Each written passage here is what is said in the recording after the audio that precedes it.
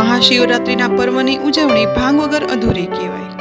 Kitchen સિરીઝમાં આજે આપણે ભાંગના પત્તા કે ભાંગની ગોળીના ઉપયોગ વગર એક અલગ જ ઇન્ગ્રીડિયન્ટ ઉપયોગ કરી અને ભાંગ બનાવશું, જે નોર્મલ ભાંગ કરતાં વધારે ફ્લેવરફુલ અને ટેસ્ટી બને છે. તો ચાલો ભાંગના ઉપયોગ વગર બનતી ભાંગ બનાવીએ. ભાંગના ઉપયોગ વગર બનતી ભાંગ બનાવવા માટે અહીં 2 ગ્લાસ ફૂલ ક્રીમ દૂધ લીધું છે. તો સૌપ્રથમ ગેસની લો ફ્લેમ પર એક સોસપેનમાં 2 ગ્લાસ દૂધ ઉમેરી દઈશું અને ગરમ કરવા માટે રાખશું. તેની સાથે અહીં 3 ટીસ્પૂન ખાંડ લઈશું અને થોડું એવું કેસર લઈશું. હવે ગરમ થતા દૂધમાં ખાંડ ઉમેરી દઈશું અને સાથે સાથે કેસર પણ ઉમેરી દેવાનું છે. હવે ચમચી વડે કેસર અને ખાંડને બસ થોડું એવું મિક્સ કરી લઈશું અને દૂધને ઉકળવા માટે રાખશું.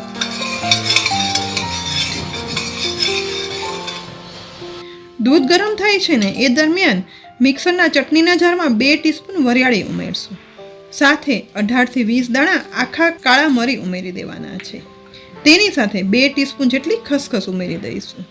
હવે ઝાડનું ઢાંકણ ઢાંકી મિક્સરમાં બધું પીસી અને પાવડર બનાવી લેવાનો છે. પીસ્યા પછી ઝાડનું ઢાંકણ ખોલશું. અહીં જુઓ, વરિયાળી, મરી અને ખસખસનો પાવડર બની અને તૈયાર થઈ ગયો છે. તો હવે તેમાં 8 થી 10 કાજુ ઉમેરશું. સાથે 8 થી 10 પિસ્તા પણ ઉમેરી દેવાના છે. તેની સાથે 8 થી 10 બદામ પણ ઉમેરી દઈશું.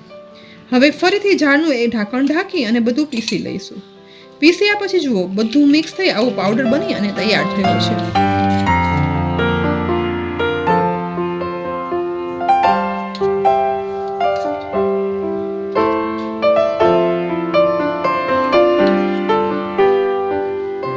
બીજી સાઈડ દૂધ પણ ઉકળી ગયું છે અને કેસરનો સરસ લાઇટ ગોલ્ડન કલર પણ આવ્યો છે. તો મિક્સરમાં પીસેલો મસાલો છે ને તે આ ઉકળતા દૂધમાં ઉમેરી દઈશું. મસાલો ઉમેરાઈ જાય ને એટલે બધું ચમચી વડે હલાવી અને મિક્સ કરશું, જેથી બધા મસાલાનો બનાવેલો પાવડર છે ને તે દૂધમાં એકદમ સરસ રીતે મિક્સ થઈ જાય. સતત મિક્સ કરતાં માત્ર 1 મિનિટમાં મસાલો બધો દૂધમાં મિક્સ થઈ ગયો છે. તો આ દૂધને વધુ 1 મિનિટ માટે ઉકાળશું. અહીં દૂધ ઉકાળ્યાને 1 મિનિટ થઈ ગઈ છે. તો હવે ગેસની ફ્લેમ બંધ કરી દઈશું અને દૂધની સોસપેનને ગેસ પરથી નીચે ઉતારી અને સાવ ઠંડુ થવા માટે આ દૂધ રાખી દઈશું. તમે કહેશો, આ તો નોર્મલ ભાંગ બનાવી, તેમાં વળી નવું શું? પણ આજે ભાંગ બનાવવામાં ભાંગના બદલે નાગરવેલના પાનનો ઉપયોગ કરશું, જેના માટે અહીં મેં 2 નાગરવેલના પાનને લીધા છે. બંને પાનને હાથ વડે આ રીતે નાના ટુકડા કરી લઈશું. બંને પાનના નાના ટુકડા થઈ જાય ને એટલે તેને ખાંડણીમાં ઉમેરી દેવાના છે. હવે ખાંડણીમાં ઉમેરેલા પાનને આ રીતે એકદમ સરસ વાટી લેવાના છે. આ રીતે પાન છે તે ખાંડણીમાં વાટીએ ને તો એકદમ સરસ ફ્લેવર ઉભરી અને બહાર આવે છે, કારણ કે નાગરવેલના પાન ખૂબ જ ફ્લેવરફુલ હોય છે. તો શિવરાત્રિના દિવસે આ રીતે નાગરવેલના પાનનો ઉપયોગ કરી એકદમ ટેસ્ટી ભાંગ બનાવી શકાય છે, જે સ્વાદમાં નોર્મલ ભાંગ કરતાં પણ વધારે સ્વાદિષ્ટ અને ફ્લેવરફુલ બને છે અને કોઈ પણ જાતનું નુકસાન પણ નથી કરતી. અહીં તુરંત જ નાગરવેલના પાન છે તે એકદમ સરસ રીતે વટાઈ ગયા છે. બસ આવા પાન વટાઈ જાય ને એટલે અહીં બીજી તરફ બનાવેલું દૂધનું મિશ્રણ છે ને તે પણ એકદમ ઠંડુ થઈ ગયું છે અને ચમચી વડે મિક્સ કરતાં જોઈ શકાય છે કે દૂધમાં બધો મસાલો ભળતા દૂધ થોડું ઘટ પણ થયું છે.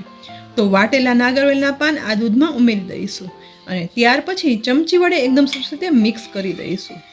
મિક્સ કરતાં જ ભાંગની એકદમ સરસ ફ્લેવર આવવા લાગી છે. તો હજી પણ નાગરવેલના પાનના થોડા ટુકડા કરી આ રીતે બનેલી ભાંગમાં ઉમેરશું. નાગરવેલના પાન તથા વરિયાળી કેસરની ફ્લેવર સાથે એકદમ ફ્લેવરફુલ ભાંગ બની અને તૈયાર થઈ છે. તો આ ભાંગને આપણે ફ્રીજમાં ઠંડી થવા માટે પણ રાખી દેવાની છે અને પીવાના સમયે ભાંગને આ રીતે બહાર કાઢી અને ગ્લાસ ભરી અને પીરસી પણ લઈશું. પરફેક્ટ ટેસ્ટ સાથે ભાંગના ઉપયોગ વગર બનતી આ ભાંગ છે ને તે શિવરાત્રી પર જરૂર બનાવજો. સાથે આ રીતે બનાવેલી ભાંગ તમને અને ઘરમાં બધાને ભાવી કે નહીં તે પણ જરૂરથી કહેજો.